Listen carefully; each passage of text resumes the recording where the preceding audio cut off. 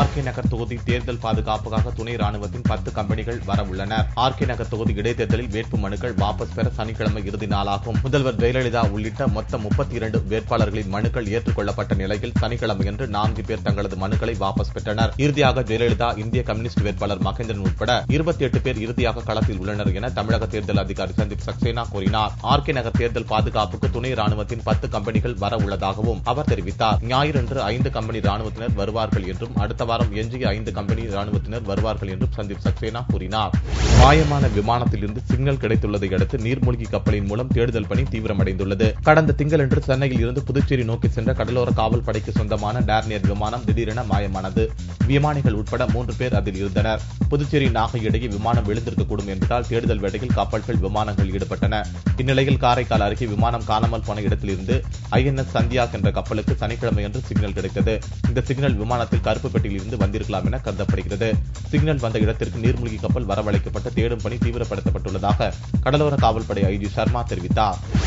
நெல்லை மாவட்டத்தில் கொள்ளைகளில் ஈடுபட்டு வந்த ரவுடி கிட்டப்பா நெல்லை அருகே உள்ள சுத்தமல்லியில் தனது கூட்டாளிகளுடன் பதுங்கியிருப்பதாக போலீசாருக்கு தகவல் கிடைத்தது. இதையடுத்து அந்த இடத்துக்கு சனிக்கிழமை இரவு போலீசார் சென்றனர். அப்போது கிட்டப்பா மற்றும் அவரது கூட்டாளிகள் போலீசார் மீது தாக்குதல் நடத்தினர். இதில் ஒரு காவல் உதவி ஆய்வாளருக்கு அரிவாள் வெட்டு விழுந்தது. மேலும் பெட்ரோல் குண்டு உள்ளிட்ட பயங்கர ஆயுதங்களால் போலீசாரை தாக்கிவிட்டு ரவுடிகள் தப்பிச் செல்ல முயன்றனர். இதில் போலீசார் சுட்டதில் ரவுடி கிட்டப்பா சம்பவ இடத்திலேயே பலியானார். கூட்டாளிகள் தப்பிவிட்டனர். இதையடுத்து கிட்டப்பாவின் உடல் நெல்லை அரசு மருத்துவமனைக்கு பிரேத பரிசோதனைக்காக கொண்டு செல்லப்பட்டது. ரவுடி கிட்டப்பா கொல்லப்பட்ட சம்பவம் நெல்லை பகுதியில் பெரும் பரபரப்பை ஏற்படுத்தியுள்ளது. ஏழைகளுக்காக இறுதி வரை போராடுவேன் என காங்கிரஸ் துணைத் தலைவர் ராகுல் கூறினார். டெல்லியில் சம்பள பாக்கியை கேட்டு துப்புரவு ஊழியர்கள் போராட்டத்தால் பல நூறு டன் குப்பைகள் தேங்கின. இந்த பிரச்சனையில் ஆளும் ஆம் ஆத்மி அரசும் பாரதிய ஜனதா கட்சியும் ஒருவரைக்கொருவர் குற்றம் சாட்டி வருகின்றனர். சனியன்று இரு கட்சிகளும் போட்டி போட்டுக் கொண்டு டெல்லி தெருக்களில் குப்பைகளை அகற்றும் பணியில் ஈடுபட்டனர். இதனிடையே துப்புரவு ஊழியர்களை சனியன்று மாலை 2 நாளாக ராகுல் சந்தித்து பேசினார். அப்போது எப்போதெல்லாம் துப்புரவு ஊழியர்களுக்கு பிரச்சனை வருகிறதோ அப்போதெல்லாம் அவர்களுக்கு துணை நிற்பேன் என்றார். ஏழை மக்களுக்காக எப்போதும் குரல் கொடுப்பேன் என்று ராகுல் கூறினார். வெள்ளியன்று துப்புரவு ஊழியர்களுடன் ராகுல் போராட்டத்தில் ஈடுபட்டதை அடுத்து குப்பை பிரச்சனை பூதாகரமானது குறிப்பிடத்தக்கது. டெல்லி முன்னாள் அமைச்சர் தோமரின் போலீஸ் காவல் மேலும் 2 நாட்களுக்கு நீட்டிக்கப்பட்டுள்ளது. டெல்லி முன்னாள் சட்ட அமைச்சர் ஜிதேந்திர சிங் தோமர் போலீஸ் சட்ட பட்டப்படிப்பு சான்றிதழை பயன்படுத்தி தன்னை வழக்கறிஞராக பதிவு செய்து கொண்டதாக எழுந்த புகாரின் பேரில் கடந்த செவ்வாயன்று கைதானார். தோமரின் 4 நாள் போலீஸ் காவல் முடிந்ததை அடுத்து டெல்லி சாஹோத்தில் உள்ள மாஜிஸ்ட்ரேட் நீதிமன்றத்தில் தோமரை டெல்லி போலீசார் ஆஜர்படுத்தினர். தோமரின் LLB, BSc பட்டப்படிப்புகளுக்கான சான்றிதழ் போலி என விசாரணையில் தெரிய வந்திருப்பதாகவும், ஆகவே அவரிடம் இன்னும் பல விஷயங்கள் குறித்து விசாரிக்க வேண்டியிருப்பதால் மேலும் 11 நாட்களுக்கு போலீஸ் காவலில் விசாரிக்க அனுமதிக்க வேண்டும் என போலீஸ் தரப்பு வக்கீல் கோரினர். அதை மறுத்த நீதிபதி பூஜா அகர்வால் மேலும் 2 நாட்கள் மட்டும் போலீஸ் காவலில் விசாரிக்க அனுமதி வழங்கினார். மேலும் ஊழல் ஒழிப்பு சட்டத்தின் கீழும் தோமர் மீது வழக்கு பதிவு செய்ய டெல்லி போலீசார் முடிவு செய்துள்ளதால் அவருக்கு மேலும் சிக்கல் ஏற்பட்டுள்ளது. டெல்லியில் புழுதி புயலுடன் திடீரென மழை பெய்தது. தலைநகர் டெல்லியில் கடந்த மே மாதம் முழுவதும் கொளுத்திய வெயில் ஜூனிலும் தொடர்ந்து மக்களை வறுத்தெடுத்தது. இந்நிலையில் டெல்லி மற்றும் அதை சுற்றி உள்ள பகுதிகளில் சனியன்று திடீரென புழுதி புயலும் வீசியது. மணிக்கு 85 கிலோமீட்டர் வேகத்தில் வீசிய புழுதி புயலை தொடர்ந்து மழையும் கொட்ட துவங்கியது. கடந்த ஒரு மாதமாக 45 டிகிரி செல்சியஸ் வரையில் வெயில் வறுத்தெடுத்த நிலையில் திடீர் மழை டெல்லி வாசிகளை குளிர்வித்தது. உத்தரப்பிரதேச மாநிலம் ஈடா மாவட்டத்தில் உள்ள புரா கிராமத்தில் பகவத் பூஜை நிகழ்ச்சி நடந்தது. இதில் பங்கேற்க பக்தர்கள் அக்கம் பக்கத்து மாவட்டங்களில் இருந்து வாகனங்களில் வந்தனர். ஹர்சன்பூர் கிராமத்தில் அதிவேகத்தில் சென்ற ஒரு லாரி ஒரு டிராக்டர் மீது பயங்கரமாக மோதியது. லாரி மோதிய வேகத்தில் நசுங்கிய டிராக்டர் முன்னால் சென்ற இன்னொரு டிராக்டரில் மோதியது. இந்த பயங்கர விபத்தில் டிராக்டர்களில் பயணித்த 12 பெண்கள், 5 குழந்தைகள் உட்பட 17 பேர் சம்பவ இடத்திலேயே இருந்தனர். 30 பேர் பலத்த காயத்துடன் ஈடா, அலிகார், ஆக்ராவில் உள்ள மருத்துவமனையில் சேர்க்கப்பட்டனர். விபத்து குறித்து அறிந்ததும் ஆழ்ந்த இரங்கலை தெரிவித்த உத்தரப்பிரதேச முதல்வர் அகிலேஷ் யாதவ் இறந்தவர்களின் குடும்பங்களுக்கு தலா 2 லட்சம் நிவாரண நிதி வழங்க உத்தரவிட்டார். காட்பாடியில் காதல் ஜோடி ரயில் முன் பாய்ந்து தற்கொலை செய்தது. வேலூர் மாவட்டம் காட்பாடி பிரம்மபுரத்தை சேர்ந்தவர் வர்கீஸ்குமார். பட்டதாரியான இவர் அதே ஊரை சேர்ந்த கலையரசி என்ற பெண்ணை காதலித்தார். ஒரே சமுதாயத்தை சேர்ந்தவர்களாக இருந்த போதும் இவர்களது காதலுக்கு இரு வீட்டாரும் எதிர்ப்பு தெரிவித்தனர். இதனால் கலையரசிக்கு வேறு மாப்பிள்ளை பார்த்த பெற்றோர்கள் திருமண நிச்சயதார்த்தமும் செய்து முடித்தனர். இதனால் மனவேதனைக்கு ஆளான வர்கீஸ்குமார் மற்றும் கலையரசி சனியன்று இரவு பிரம்மபுத்திரத்தில் ரயில் முன் பாய்ந்து தற்கொலை செய்து கொண்டனர். நிலம் வழங்கியவர்களுக்கு இழப்பீடு வழங்காததால் ராதாபுரம் தாசில்தார் அலுவலகத்தில் நெல்லை மாவட்டம் நான்குநேரி அருகே விஜயநாராயணத்தில் INS கப்பற்படை தளம் அமைக்க அறிக்கை அருகில் உள்ள கிராமத்தினரிடம் நிலங்கள் கையகப்படுத்தப்பட்டன.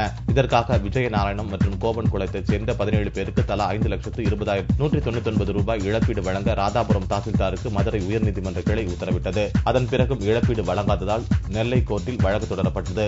ராதாபுரம் தாசில்தார் அலுவலக பொருட்களை ஜப்தி செய்ய நீதிபதி உத்தரவிட்டதை தொடர்ந்து சனியன்று தாசில்தார் அலுவலகம் வந்த நீதிமன்ற ஊழியர்கள் தாசில்தார் ஜீப் உள்ளிட்ட அனைத்து பொருட்களையும் ஜப்தி செய்து கொண்டு சென்றனர். காவிரி நீர் கிடைக்காததால் காரைக்காலில் விவசாயம் முழுமையாக பாதிக்கப்பட்டிருப்பதாக புதுச்சேரி காங்கிரஸ் தலைவர் ஏ.வி. சுப்பிரமணியன் குற்றம் சாட்டியுள்ளார். புதுச்சேரியில் காங்கிரஸ் கட்சி அலுவலகத்தில் சனியன்று செய்தியாளர்களை சந்தித்த புதுச்சேரி காங்கிரஸ் தலைவர் ஏ.வி. சுப்பிரமணியம் புதுச்சேரியின் நெற்களஞ்சியம் என போற்றப்படும் காரைக்காலில் 30 ஹெக்டேரில் விவசாயம் மேற்கொள்ளப்பட்டு வந்ததாக கூறினார். 3 போக விவசாயம் செய்யப்பட்ட காரைக்காலில் தற்போது 2 போகம் கூட விவசாயம் மேற்கொள்ள முடியவில்லை என்றும் காவிரி நீர் கிடைக்காததே இதற்கு காரணம் என்றும் அவர் கூறினார்.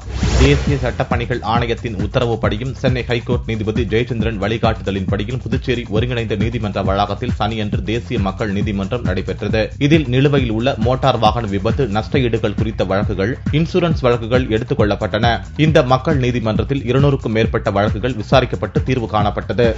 புனேவில் உள்ள சினிமா டிவி பயிற்சி நிலைய மாணவர்கள் போராட்டத்தை துவங்கியுள்ளனர். மகாராஷ்டிரா மாநிலம் புனேவில் தேசிய சினிமா டிவி பயிற்சி நிலையம் உள்ளது. இந்த பயிற்சி நிலையத்தின் தலைவராகவும் நிர்வாக குழு தலைவராகவும் நடிகர் கஜேந்திர சவுகானை மத்திய தகவல் ஒலிபரப்பு அமைச்சகம் நியமித்தது. பாரதிய ஜனதாவை சேர்ந்த கஜேந்திர சவுகானை நியமித்ததன் மூலம் பயிற்சி நிலையத்தினுள் அரசியலை புகுத்த முயற்சி நடப்பதாக கூறும் மாணவர்கள் காலவரையற்ற போராட்டத்தை துவங்கியுள்ளனர். பதவியை ராஜினாமா செய்யும்படி கஜேந்திர சவுகானை வலியுறுத்தி வருகின்றனர். ஆனால் தன்னுடைய திறமையை நிரூபித்து காட்ட தனக்கு வாய்ப்பளிக்குமாறு மாணவர்களை கஜேந்திர சவுகான் கேட்டுக் கொண்டுள்ளார். நடிகர் சங்க தேர்தல் என்று நடந்தாலும் வெற்றி எங்கள் அணிக்கே என சங்க செயலாளர் ராதாரவி தெரிவித்தார். நடிகர் சங்க தேர்தலையொட்டி மதுரையில் நடிகர்களிடம் ஆதரவு பெறுவதற்காக வந்த நடிகர் ராதாரவி தலைமையிலான குழுவினர் மதுரை ஆதீனம் மடம் வந்து அருணகிரிநாதரை சந்தித்தனர். அதன் பின் செய்தியாளர்களை சந்தித்த ராதாரவி தேர்தல் எப்போது நடத்தப்பட்டாலும் எங்கள் அணிதான் வெற்றி பெறும் என உறுதியோடு கூறினார்.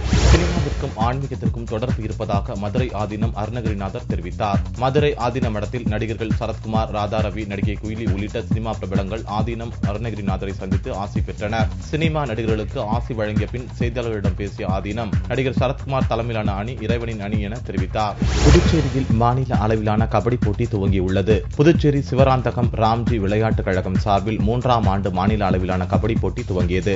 ராம்ஜி விளையாட்டு திடலில் துவங்கிய இப்போட்டி 2 நாட்கள் நடைபெறுகிறது. இதில் 46 அணிகள் பங்கேற்கின்றன.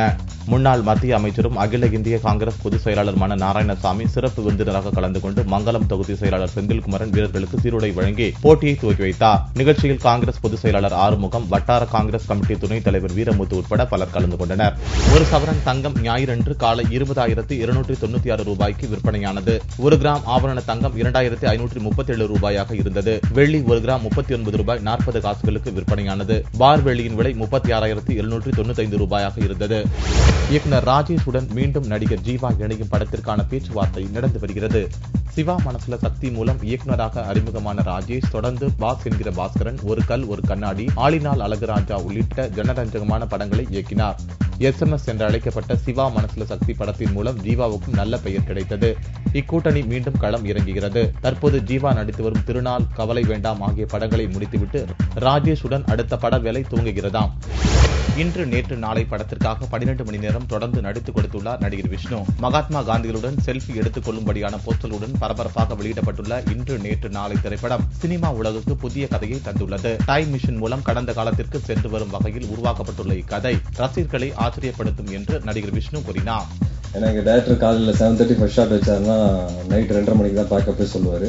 திருப்பி அடுத்த நாள் காலையில் 7 மணிக்கு ஷாட் வச்சுருவார்.